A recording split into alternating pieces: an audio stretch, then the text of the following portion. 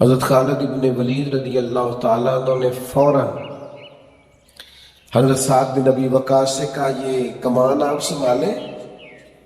کہا جناب آپ پھر مدینہ جائیں گے؟ فرمایا مدینے کیوں جاؤں گا، میں کوئی سپہ سالاری کے لیے لڑ رہا تھا، میں تو رسول اللہ کے دین کی خاطر جہاد کر رہا تھا. میں ایک معمولی سپاہی کی حیثیت سے ڈیوٹی کروں گا، معمولی، اور میں رہوں گا. میرے دوست مفاد پرستی، ایک تو فاسد نظریات چھوڑ دیں، حق والا نظر، خواہشات نفس کو چھوڑیں. روز دل کرے نا یہ بہترین کھانا کھانے کو تو اپنے نفس کے مخالفت کریں، تھوڑی سی اس کے مخالف چلیں، ورنہ یہ خواہشات ایک کے بعد دوسری کے بعد تیسری. حضور علیہ السلام نے دعا مانگی اللہ کی بارگاہ میں، اللہ میں اس خواہش سے تیری پناہ مانگتا ہوں جو ایک اور خواہش میں مبتلا کر دے، ان کو ذرا کم کریں. آج مسئلہ ضروریات کا نہیں، خواہشات کا ہے. اور چوتھی بات جو ہمیں کام نہیں کرنے دیتی وہ ہے کہ ہم ہر چیز حسب منشا چاہتے ہیں. حسب یعنی میری مرضی کے مطابق سارا کچھ چلے پھر تو ٹھیک ہے، اور اگر ذرا میری مرضی کے خلاف کام ہو تو پھر ٹھیک ہے نہیں ہے. مجھے بتائیں آپ ڈاکٹر کے پاس جائیں، ڈاکٹر آپ کو کہیں یہ دوائی کھائیں ٹھیک ہو جائیں گے، تو آپ کہیں کڑوی ہے میں نہیں کھا سکتا، ٹھیک ہو جائیں گے؟ ڈاکٹر کہتا ہے میں تو آپ کو بھئی انجیکشن دوں گا، تو آپ کہیں مجھے تو درد ہوتا ہے سوئی سے، تو آپ نہیں چبھوئیں مجھے. اب آپ ڈاکٹر سے کہیں آپ اس طرح کریں کہ میرے لیے نا یہ لکھ دیں کہ میں صبح اٹھ کے فروٹ کھا لوں، دوپہر کو آئس کریم کھا لوں، اور شام کو فاسٹ فوڈ کھا لوں تاکہ میری طبیعت ٹھیک ہو جائے، میری مرضی ہے. تو میرا خیال ہے وہ لکھ دے گا مرضی کے مطابق. ایسا کرے گا؟ وہ آپ سے کہے گا جناب ڈاکٹر میں ہوں. اللہ رسول کے بہت سارے احکامات ایسے ہیں جو بظاہر ہماری مرضی کے مطابق، خود قرآن مجید میں اللہ کریم نے فرمایا کہ تم پر جہاد فرض کیا گیا، او کرہ لکم، ہو سکتا ہے تمہیں برائی لگے، تمہیں کراہت آئے، لیکن فرمایا ہو سکتا ہے کوئی چیز تمہیں بری لگے اور وہی تمہارے لیے بہتر ہے، اور ہو سکتا ہے تم کسی چیز کو ناپسند کرو اور وہ تمہارے لیے اچھی ہو. تو ایمان کیا ہے؟ ایمان یہ ہے کہ واللہ یعلم وانتم لا تعلمون، اللہ جانتا ہے تم جانتے. حسب منشا.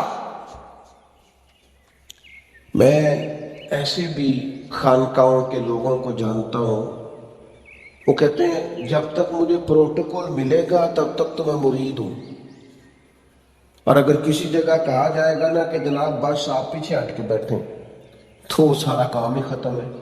اب آپ کی مرضی کے مطابق جو کام ہوگا آپ اسے کیسے کریں گے؟ پھر تو آپ نے ڈاکٹر سے دوائی نہیں کھائی. آپ شیخ کی مرضی کے مطابق نہیں چلیں گے، تربیت نہیں ہوگی. اللہ رسول کی مرضی کے مطابق چلیں، اس میں اپنی مرضی کو شامل ہے. حضرت ابراہیم ابن ادھم رحمۃ اللہ علیہ مریدوں کے بیچ بیٹھے ہوئے تھے، تو بیٹھے بیٹھے فرمانے لگے دنیا میں جو کچھ ہو رہا ہے میری مرضی سے ہو رہا ہے. تو لوگ پریشان ہو گئے، سارے جلدی نہیں ماننے والے ہوتے. کہا جناب آپ کی مرضی سے ہو رہا ہے؟ فرمانے لگے ہاں، اس لیے کہ میری وہی مرضی ہے جو میرے رب کی مرضی ہے. میرا رب جو کر دے وہی میری مرضی ہے، تو جو کچھ ہو رہا ہے میری مرضی سے. تو حسب منشا زندگی نہ گزارے، رب رسول کے رضا کو پیش نظر رکھیں. یہ تو 4 باتیں میں نے چن کے آپ کی خدمت میں وہ رکھی جن کی وجہ سے ہم آگے نہیں بڑھ پاتے. ان چیزوں پر اگر کنٹرول ہو گیا تو پھر آگے بڑھیں. پھر آگے بڑھنے کے لیے کرنا کیا ہے؟ سب سے پہلے سوچ کو بڑا کرنا ہے. میں چھوٹے سے گاؤں کا ہوں، میں کیا کر سکتا ہوں؟ میں اتنا پڑھا لکھا نہیں، میں کیا کر سکتا ہوں؟ میں کوئی ہنر نہیں جانتا، میں کیا کر سکتا ہوں؟ یاد رکھنا سوچ ہی بڑی ہوتی ہے. نہ بندہ ڈگریوں سے بڑا ہوتا ہے، نہ پیسوں سے بڑا ہوتا ہے، سوچ بڑی ہوتی ہے. نبی کریم علیہ السلام کے سامنے سے ایک شخص گزرا، تو صحابہ کرام علیہم رضوان سے حضور نے پوچھا یہ کون ہے؟ تو عرض کی یا رسول اللہ صلی اللہ تعالی علیہ وسلم یہ بہت معزز آدمی ہے، یہ کوئی بھی سفارش کرے تو لوگ قبول کرتے ہیں، کسی جگہ بھی پیغام نکاح دے تو اس کی بات مانی جاتی ہے۔ وہ گزر گیا بندہ، تھوڑی دیر گزری تو ایک اور شخص گزرا، بالکل معمولی حیثیت کا تھا۔ نبی پاک علیہ السلام نے فرمایا اس کے بارے میں تمہارا کیا خیال ہے؟ عرض کی حضور غریب آدمی ہے، سادہ آدمی ہے، سفارش کرے تو شاید کوئی نہ مانے، کہیں پیغام میں نکاح دے شاید اس کی بات نہ قبول کی جائے، سادہ آدمی ہے۔ تو نبی کریم علیہ السلام نے فرمایا یاد رکھو، اگر اس جیسے بندوں سے، وہ جو تم نے کہا کہ جو کہے لوگ سفارش قبول کریں، فرمایا اگر یہ ذرا بات پر غور کرنا، حدیث صحیح بخاری میں حضور فرمانے لگے اگر اس جیسے بندوں سے دنیا بھر جائے، یعنی پوری دنیا میں اسی طرح کے لوگ ہوں، زمین بھر جائے اس جیسے بندوں سے، تو یہ جسے تم نے بڑا چھوٹا اور غریب آدمی کہا ہے نا، ان جیسے بندوں سے دنیا بھر بھی جائے تو یہ آدمی پھر بھی ان سب سے بہتر ہے، جس کا طرز زندگی سادہ ہے، جسے کوئی جانتا نہیں، سادہ بندہ۔ صحیح بخاری ہے۔ انسان اپنے کردار سے بڑا ہوتا ہے بھائی، لاؤ لشکر سے بڑا نہیں ہوتا۔ آپ کا کردار کتنا اعلیٰ ہے، اخلاق کے کتنے عمدہ ہیں، طبیعت کے کتنے آپ شاندار ہیں، اس سے انسان بڑا ہوتا ہے۔ لیکن اگر آپ اپنا تعارف کراتے پھریں، کارڈ چھپواتے پھریں، بڑھ بڑھ کے بتاتے پھریں کہ میں بھی ہوں جناب، مجھے بھی گن لو، چھوٹے پڑ جائیں گے۔ سوچ کو بڑا رکھنا ہے، اور وہ پیسوں سے نہیں ہوگی، وہ عظمت کردار سے ہوگی۔ میں بڑے درد دل کے ساتھ آپ کو ایک بات بتاؤں، میں نے اپنی زندگی میں چند سادے سادے لوگ دیکھے ہیں، زیادہ پڑھے لکھے نہیں، زیادہ مالدار نہیں، لیکن بہت بڑے بڑے لوگ ہیں، ان کو کوئی شوق نہیں۔ یہ جو لوگ آگے کہتے ہیں نا جناب میں بھی ہوتا ہوں، یہ تو بوجھ بنتے ہیں بڑی طبیعتوں پہ بعض لوگوں، تو پریشان کرتے ہیں لوگوں کو، جو اپنا آپ دکھاتے ہیں، بتاتے ہیں، غور کراتے ہیں۔ یاد رکھنا حضور علیہ السلام نے فرمایا غنی ہمیشہ بندہ دل سے ہوتا ہے، دل کو بڑا کریں، اس میں گنجائش پیدا کریں۔ یہ چیز جو ہے نا، سوچ کا چھوٹا ہونا، دائرے کا چھوٹا ہونا، یہ بندے کو کمزور کر دیتی ہے۔ کروڑوں روپے اس کے پاس ہے، اربوں روپے رکھتا ہے، لیکن 5 بھی چھوڑنے کو تیار نہیں۔ میں ایسے بہت سارے غریبوں کو جانتا ہوں جو اربوں کے مالک ہیں، لیکن صبح شام پھر بھی اکٹھے ہی کر رہے ہیں۔ بڑے غریب ہیں بیچارے، نہ گھر میں ٹائم دے پاتے ہیں، بڑے غریب لوگ، کہیں سٹے ہی نہیں ہے۔ دل بڑا کرے، طبیعت بڑی کرے، ذہن بڑا کرے۔ اور پھر میں نے دیکھا ہے کسی شخص کے اوپر بھی اگر اللہ کا انعام ہوتا ہے تو بیچارے گھر بیٹھے پریشان ہیں، وہ کہتے پتہ نہیں انہیں کی کیتا ہے۔ او بھائی کیا آپ منشی ہیں اللہ کی رحمت کے؟ آپ سے پوچھ کے دینا تھا اللہ نے، وہ جس کو چاہے جب چاہے۔ وہ ایک کنجوس آدمی تھا نا، ایک کنجوس بادشاہ تھا، کسی کو کچھ دیتا نہیں تھا، تو شور ہو گیا سارے علاقے میں یار سارے بادشاہ انعام دیتے ہیں، ہمارا بادشاہ کچھ نہیں دیتا۔ تو وہ کنجوس تھا، اب اس نے شرط ہی تگڑی رکھ دی، کہنے لگا میں انعام تو دوں پر قابل بندہ ہی کوئی نہیں ملتا۔ میں کہا جناب کس قسم کا قابل چاہیے؟ کہنے لگا جی میرے سوال کا کوئی جواب دے گا تو اسے انعام دوں گا۔ کہا آپ کا سوال کیا؟ کہنے لگا بتاؤ میری ہتھیلی میں بال کیوں نہیں؟ جو بتائے گا اسے انعام دوں گا۔ تو ایک بندہ رند تھا، تنگ بڑا تھا اس سے، اس نے کہا چلو ٹھیک ہے، مرنا تو ہے ہی، لیکن اس بادشاہ کو نہ بات سنا کے مرنا ہے۔ کنجوس تھا اور زمانہ جانتا تھا کنجوس ہے۔ کہا جی میری ہتھیلی میں بال کیوں نہیں؟ کہنے لگا جناب آپ سخی بڑے ہیں، دے دے کے بال گھس گئے آپ کے۔ اب عظیم آدمی ہے، بڑی سخاوت کی آپ نے۔ تو بادشاہ کو غصہ آیا، چونکہ چور کی داڑھی میں تنکا، وہ پتہ چل گیا کہ اس نے جو طنز کیا میرے اوپر، غصے میں کہنے لگا اچھا جی میری میں دے دے کے نہیں ہے تو تیرے ہاتھ کی ہتھیلی میں بال کیوں نہیں؟ کہنے لگے جناب نے دیا بڑا ہے اور میں نے لیا بڑا ہے۔ حالانکہ 1 روپیہ نہیں دیا کبھی اس کو. تو بادشاہ اور غصے میں آ گیا کہ یار یہ تو بڑھتا ہی جا رہا ہے. اس نے کہا اچھا جناب، تو یہ جو سارے بیٹھے ان کے ہاتھوں کی ہتھیلیوں میں بال کیوں نکلنے لگا؟ بادشاہ آپ دیتے رہے میں لیتا رہا، یہ ہاتھ ملتے رہ گئے بیچارے، کہ اس لیے نہیں ہے. بادشاہ مجبور ہو گیا، کچھ نہ کچھ دینا ہی پڑا. بعض لوگ اللہ دے رہا ہے، بندے دے رہے ہیں، آپ بلا وجہ ہاتھ مار رہے ہیں. آپ دل بڑا کریں، سینہ بڑا کریں. جس سے رب نے کوئی عظمت دی ہے اس کی عظمت کو ماننا سیکھیں. جس سے رب نے نوازا ہے اس نوازش کو ماننا سیکھیں. یہ تو سوچ پتہ کس کی ہے؟ یہ تو ابو جہل کی سوچ ہے. وہ کہتا تھا کہ اب معاذ اللہ ثم معاذ اللہ سیدنا عبداللہ کے یتیم بیٹے کو نبی مان لے. لیکن رب فرماتا ذالک فضل اللہ یؤتیہ من یشاء، یہ اللہ کا فضل ہے، رب جسے چاہتا ہے عطا فرماتا ہے. دل تنگ نہ کرے، دل بڑا کرے.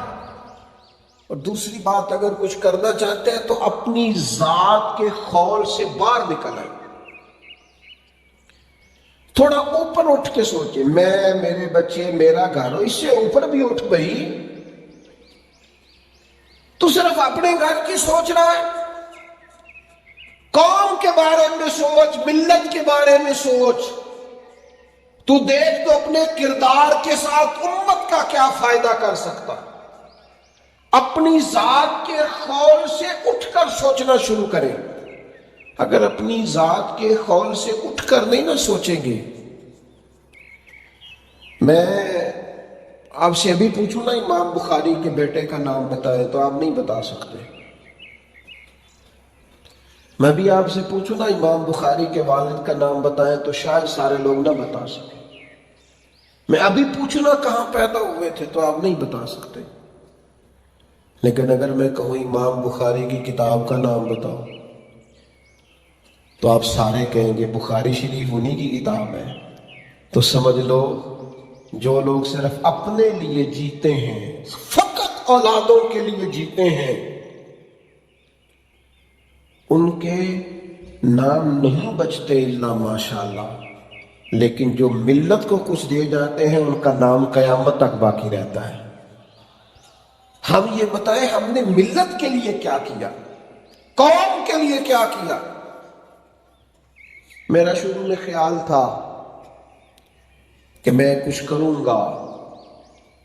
میرا ایک دفعہ ذہن بنا یتیم خانہ بناتے ہیں. لیکن وہ میں نے بعض بچوں کی ذہن سازی دیکھی کہ وہ تو عادت ہو گئی لے کے کھانے کی تو مزاج بن گیا.